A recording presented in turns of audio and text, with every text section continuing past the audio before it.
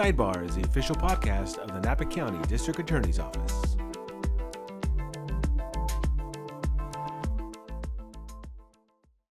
Hello, everyone. This is Carlos Villatoro with the Sidebar Podcast. And it's been a while since we did a podcast here in the Law Library, but we are happy that we did. Today, we have our restitution specialist, Linda Keller. Linda, how are you? I'm well. How are you? And today, I'm good. Thank you. Good. And thank you for coming on the podcast today.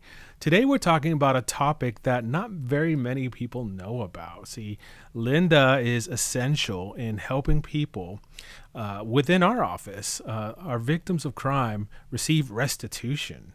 Now, that is a very highly specialized position here at the DA's office, but it's one of these positions that is just crucial, especially when especially when assisting victims heal from these crimes that happen to them. Is that right? That's right. So tell me, Linda, how long have you been at the DA's office? Oh, I've been here about 6 years. 6 years. Wow. And what drew you to this kind of work? Well, I've always been interested in the legal field, and the criminal justice system.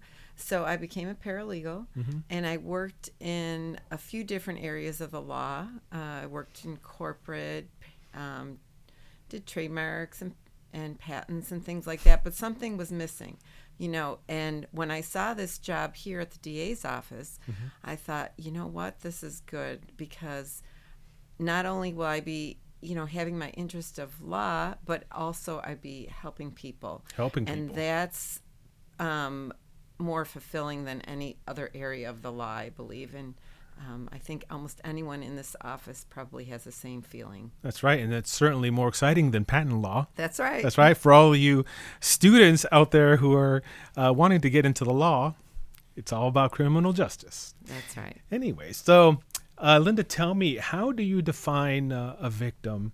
How do you define restitution from your perspective? So restitution is an order from the court, and it requires a convicted offender to have to pay back any economic losses that the victim suffered during the course of the crime. So, and the victim, let me define. So a victim can not only be the direct victim of the crime, but it can also be a derivative victim. So say a loved one of the person that's directly affected, or someone living in the same house as that victim. It can also be a government entity or a business that had a crime committed on them. Say you own a business and your building was graffitied or something. You could get a restitution order to cover the damages from the graffiti. I see. So it's not just a victim of crime per se, but it could be, like you said, a business or perhaps somebody in the house who maybe witnessed a crime. That's right. And was affected by that. Exactly. Yes. I see. Okay. So can you walk us through some of the steps that you go through to obtain restitution or assist victims with that? Yeah. So, restitution is a right that's provided for in our California Constitution. It's a right to all victims. And so what I first try to do when speaking with a victim, and also relay this to the advocates, to have them also, the first contact they have with the victim is to kind of explain what it is to them, because a lot of times they're just not even aware of it, of what restitution is. So explain to them, how we're going to try and get any economic loss you have back for you. It's another form of justice, right? So the first thing I'll tell them to do is gather all their invoices and estimates, whatever they may have, to show proof of their economic loss, because it's really important to get that into our office as soon as they can, and so that at sentencing we can try and get that ordered. Because the DA's office can also help the victim once the restitution is ordered, to get their payments as long as we have jurisdiction, which means if the person's on probation, we can help them until their probation expires. So the sooner the victim gets that information to us and we get the order, the longer it is that we can help them get it. So in terms of amounts, how is that calculated? How do you determine who gets how much restitution? Well, depending on, whatever the crime is, the person's going to have, if it's a theft, they would add up their expenses, their losses, I should say, document whatever proof they have of the costs, and we would add those up, come up with a dollar amount. It may be more of a different type of crime, say a violent crime, where the person has to go to mental health visits, and those are also included. So whatever type of loss it is, the victim has to just provide some invoices, some estimates. If they don't have the exact invoice at the time of sentencing, just get something to us with showing an estimate so that we can get a dollar amount ordered at sentencing, and we can start helping them collect on that. They can always, if it's not the full amount, we can always modify that order in the future to add on additional amounts. Now, being a victim of a crime it's a very emotional, very draining experience. And, some people might not be able to work because of the crime perpetrated against them. So does restitution also assist with that kind of It does. loss? It does. That is an area. And for income loss, so for certain types of crimes, mostly violent crimes, the person's going to have more of a traumatic effect on them, right? So they may have things like that, like income loss and mental health visits and things like that.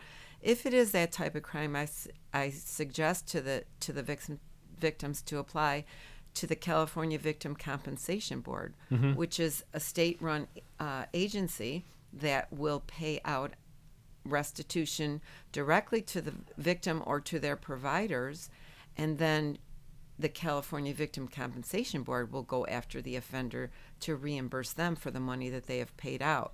Oftentimes, if that crime qualifies, I highly suggest to the victims to apply to CalVCB because they will get their money quicker, usually in more of a lump sum type of a thing.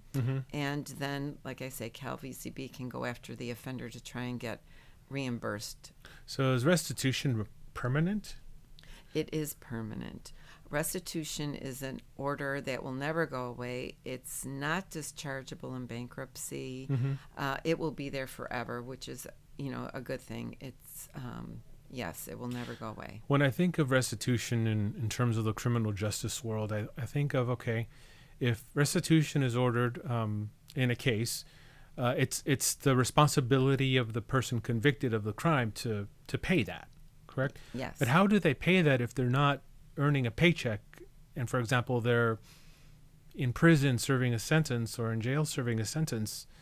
I mean, what kind of challenges exist when trying to obtain restitution and the person can't pay? Okay, so good question. That is a challenge with restitution, right? So there are two ways. So either a person does not have the ability to pay, or they choose just to not pay. So if they do not have the ability to pay, there's a couple things we can. One thing is that restitution order it will never go away, so will always be there. So if that person ever inherits anything, any type of property or any money or anything like that, the order can be used as a lien against that to collect on the restitution. If they are not working but actually could work, their probation officer can maybe do things like to have them submit proof that they're trying to find work, submit so many job applications per month, or just do things like that. Have them fill out an asset disclosure, basically showing proof that, of their assets. If they are in CDCR, in prison, they actually will collect up to 50% of the inmates' wages and use that towards paying the restitution. So the restitution order can get sent to the prison that they're at, and 50% of those wages or whatever money comes in to their account can be used for restitution. I see. Okay. Well, that makes sense. I mean, I've always wondered that, especially if, they're in prison or jail or yes, otherwise unable to work yes, and pay that off. Now, restitution, how important is it to a victim to obtain restitution? In other words, how does restitution help in the healing process? So I think it's just another form of justice. It kind of, so of course, getting the conviction for the victim is very important, obviously. Yes. And then getting restitution is kind of another form of justice for them. It kind of validates their story. It's maybe therapeutic for them as well to know that, okay, now they're going to have to pay me back, for what they've done in that regard. So I think it's very therapeutic for them. I think of all the elder abuse cases that we have, and many of our local seniors who have fallen victim to scams. I imagine that restitution is one of these things that helps them heal, and it's very important to them. So I think it's very important work that you're doing. Yes. Do you have, without naming names, that is, do you have any anecdotes, any stories to share about how restitution helped a victim out? Well, I would say anytime restitution gets ordered, I think it helps the victim in all cases, really, because it is a validation for them. And there's a few cases that I can think of that I would say where there was a death involved, where restitution was very helpful for the remaining victims that are left behind. So there may have been funeral and burial expenses, and the family members or whomever left in the house just doesn't have the money to pay for that.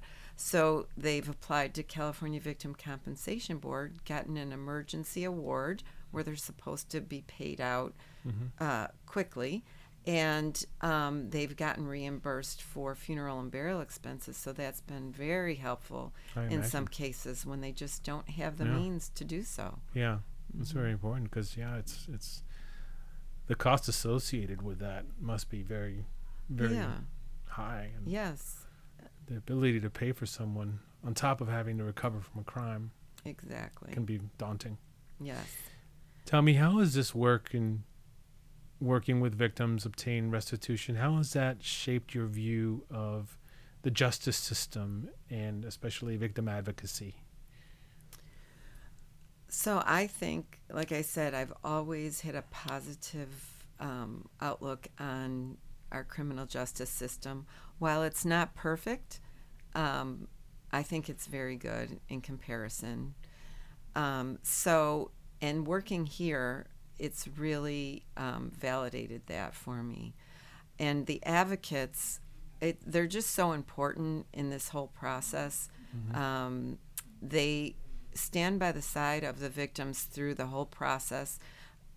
Some of them are going through a traumatic experience. They don't know how the legal system works. It's very confusing. It's very confusing and intimidating. And so to have an advocate there to help you along the way is really, it's wonderful, really, what the work that they do. Mm-hmm. Yeah, I mean, that's one of the commitments that our office has in working with victims. And not only, I mean, our main job, I guess you can say, is prosecution, Yes. to hold people accountable and seek justice. But very closely with that, is making sure that the victims are whole, that they have a voice in the court process. Mm-hmm. And I think that you play a very important role in that. So thank you for sharing with us everything that you do. Oh, well, thank you for having me. Is there anything that I didn't ask you that you feel would be important to mention? What I didn't say. So back to a question where you said if they can't pay, they don't have the ability to pay, or if they won't pay. Mm-hmm. So there is something. So if an offender just decides to not pay, but they do have the ability to pay, luckily Napa County does have a restitution court, and we can bring in these offenders for felony convictions. Mm-hmm. And the judge will kind of order them to fill out a disclosure of their assets, and then will order a certain dollar amount that they have to pay every month towards restitution based on their assets. And we can help and call that offender into restitution court every month until their probation expires. So that is very helpful. And once probation does expire and we lose jurisdiction, we also have Napa County contracts with a collection company Mm-hmm. that will carry on collecting on that restitution order. Mm-hmm. So many moving parts, Linda. Yes. And thank you for sharing it with us. Oh, you're welcome. And I think that's going to be it today for the Sidebar Podcast. If you wanted to know more, then follow us on our social media channels, and that is X, Facebook, Instagram, and LinkedIn. If you're on LinkedIn, follow us there too. Linda, thank you. Thank you. Thank you.